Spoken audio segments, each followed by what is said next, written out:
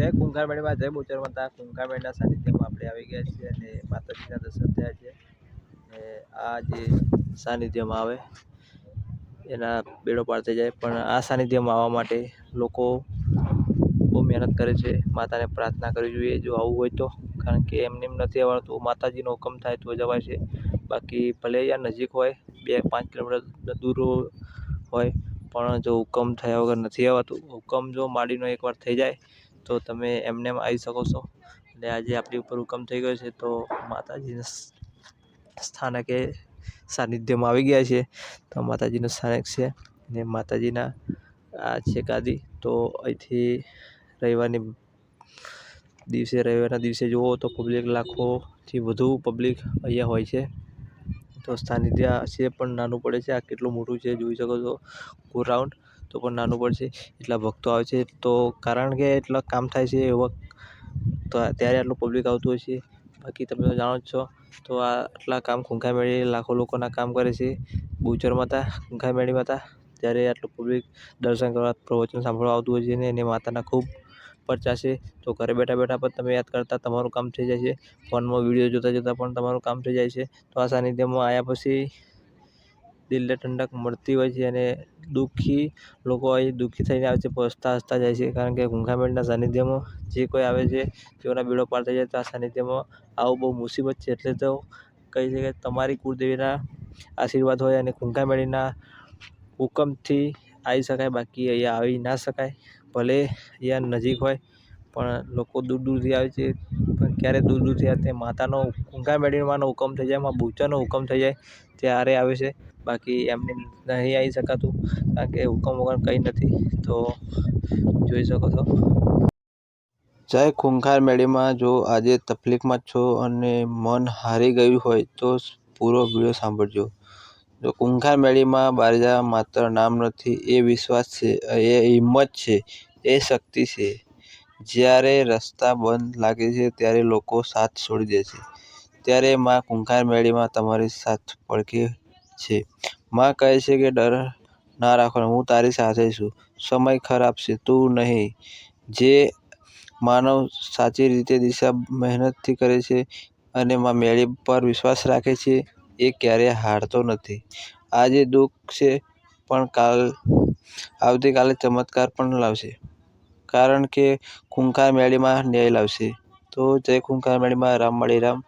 કુંકારમેળીમાં તા અદ્ભુત અને એવા ચમત્કાર છે જે લાખો લોકોના કામ થયા છે, લાખો લોકોના સપના પૂરા થયા છે, લાખો લોકોના દુઃખ દૂર થયા છે. તો કુંકારમેળીના સાનિધ્યમાં જે કોઈ પહોંચી છે એ લોકોના દુઃખ તો દૂર થાય છે જ, પરંતુ ઘરે બેઠા બેઠા પણ ફોનમાં જોતા જોતા, વિડીયો જોતા જોતા તેઓનું દુઃખ દૂર થઈ જાય છે. તો આ માતા ગમે તેટલા દુઃખ હોય તો આ કુંકારમેળીમાં પોતાની કુળદેવીનો પણ ભેટો કરાવે છે અને દુઃખથી બહાર કાઢે અને પોતાની કુળદેવીનો પણ ભેટો કરાવે છે. તો જય કુંકારમેળીમાં, જય બોચરમાં. જય કુંકારમેળીમાં તા બારેજાના સંદેશ છે કે એ લોકો માટે જે શાંતિ સહન કરે છે પણ હાર માનતા નથી. તો જીવનમાં ક્યારેક એવું સમય આવે છે કે જ્યારે બધું છૂટી જાય છે. એવું લાગે છે કે મિત્રો બદલાઈ જાય છે, પરિસ્થિતિ સામે ઊભા થાય છે અને આત્મવિશ્વાસ પણ ડગમગે છે. પણ યાદ રાખો,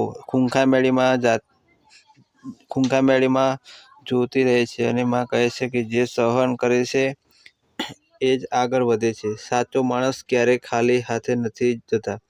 તમારો સમય આવશે, તમારી મહેનત. દોસ્તો, જીવનમાં એવો સમય આવે છે જ્યારે બધું જ ખોટું લાગતું હોય છે. મહેનત કરી છતાં પરિણામ ન મળે. લોકો આપણી સાથે વિશ્વાસ તોડી નાખે છે અને મનમાં એક જ પ્રશ્ન રહે છે, હવે શું કરવું? એ સમયે એક જ નામ યાદ આવે છે, રામવાળી રામ. કુંકારમેળીમાં જય માતાજી. કોઈ તરત બધું નથી આપતા, પણ જે શ્રદ્ધા ઊભો રહે છે તે સાચો હોય છે અને ક્યારેક તૂટવા નથી દેતા. જો તમારી પાસે પૈસા નથી પણ શ્રદ્ધા છે તો હાય નથી. જો તમારું સામે દુશ્મન છે પણ માતાજી તારી સાથે છે તો તને કોઈ હરાવી પણ નહીં શકે.